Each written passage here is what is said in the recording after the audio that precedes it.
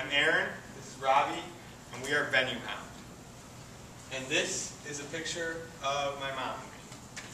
And you're probably wondering why in a pitch are you putting up a picture of your mom? And it's your mom's boring. Yeah, that's true. I love my mom, and also because my mom is the president of my synagogue at home. And my synagogue, as you can see here, has wonderful, wonderful venue and event spots. Yet when I asked my mom, do you let anyone outside the synagogue use these event spots or venues?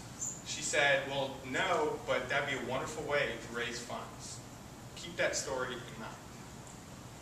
Now, this is Jim. You've all met him. He was telling me last night how he was trying to book a venue for his holiday party.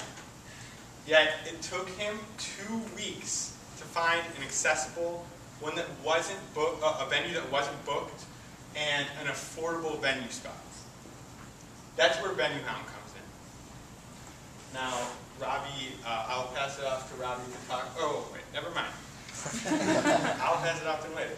So, VenuHound solves this by matching organizations that have open spaces and that want extra money with groups looking for affordable, available, and an appropriate space. Now, I'll pass it off to Robbie now to show you how simple VenuHound is to use.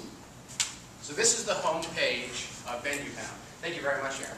And VenuHound is really designed for these two groups of people, people who need space, people who have space. So let's say that you're an organization, maybe you're a nonprofit, you've got a conference space, maybe you're a mom and pop restaurant, maybe you're like the Purdue Technology Center and you have space that you want to hand out. So you click on I have space, and this is a fully functional beta, we've tested with dozens of users, and you click here on what you are. Well, Purdue Technology Center, I think that's, let's see, nonprofit space. And you indicate when it's available. Well, available by appointment. And what do you say, 150 people maybe? Indicate the charge, and they say $200.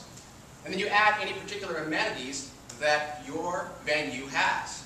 So for example, Wi-Fi, and tables, and projectors, anything that is available in your venue. And again, this service is straightforward, easy to use. You click next, you go through, you add your biographical data about your location and your venue, and hit request listing. Then you are put into our system, and we have information about your venue, about your undiscovered, out-of-the-way venue. Now let's look around to the other side. Let's imagine that you're looking for a space. Maybe you're a nonprofit and you want to do a fundraiser. Maybe you're like Jim and you want to plan a cool program for your networking group. Maybe you're Owambe, you're going to have an awesome party to launch your product. So you click on the I need space, you describe who you are. So Owambe, that's a corporate program, and you guys want to have 50 people at your seminar program, so we'll put 50, and wherever you want to be. So let's see, how about west side of town, Plainfield maybe? They raised some angel funding, so we'll put $500 in for your venue. And then any needs that you might have. So if it's going to be a promotional event to talk about seminars, might projector, Wi-Fi, it could be anything you might need. You just describe it in this field, and you hit next.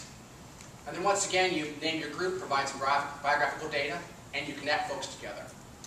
Once you make the request, this is where VenuHound comes together. VenuHound connects the organization with the institution, the venue, and its ability. So for example, Owambe might find the Purdue Technology Center or the Indy West Community Center, BJBE, or maybe even something unusual like a shopping center that has the right kind of space for what they need.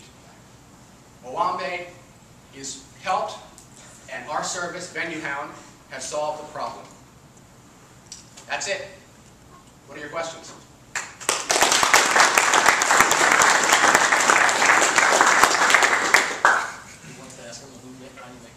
Okay, how do you make money?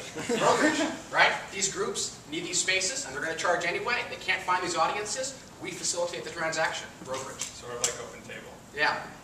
What if you have multiple spaces within a venue? I didn't see how I could add a multiple, like I have one space here, one space here, one space here. They're different sizes. Is that something you're thinking of down the road? Or So our goal is to use this service to identify people, not to build a perfect database. And so it's easy to fill out the form, so now we know that your obscure, out-of-the-way, undiscovered venue exists, and we can call you and dig into the details afterwards. But now there's a way to start the information in rough categorization. This is pretty manual. This is just our prototype.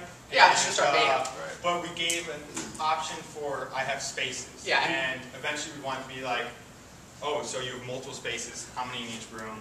What would you charge for each room? Right. This to begin the conversation, to get these folks into our system. We've already had about 20 people actually sign up for this and get responses back through our process. And several of them have said they love the idea and want to use it to be able to organize spaces. What kind of a cut are you going to take? Well, that depends a lot on how our model shakes out. So we think that most of these cases, most of these work, it's 5 to 10%.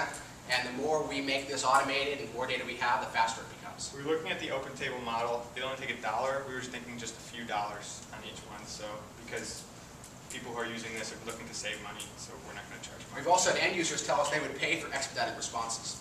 What makes you different from like snapping or liquid space? So most of the other venue services are big directories of large venues. We're focusing on undiscovered venues and specialized uses, secondary uses. No one would think that you could have a retreat at a place like this because they're not aware that this center is here. So like my synagogue at home with those wonderful event places. That's not you. Synagogue with the wonderful event places is enormous, and it's not going to be on Snappening. No one would know about it, and they've never had anyone outside of the synagogue use it, but they'd be willing if they were paid a little bit. And so So how are you going to drive traffic to it? So how are people going to know that you're out there? So we found a database with 50-something thousand nonprofits in Indiana, so we're starting in Indiana, and we're going to communicate with all of them, send them our form, so they can fill it out, pitch them like a line, like, hey, you can offer your space, make a little bit more money, and also that we have space if you need it. And we're also going to communicate with small businesses, just go on Yellow Book and approach them. It might be a little bit of a manual process, but it's not out there, so we're creating information that no one's had before. So if you have to interact with interact with somebody manually in every situation, how are you going to scale? We're hoping that we're going to build a form as we learn to fulfill most of the inputs that people request, like Wi-Fi, tables and chairs, etc. That way,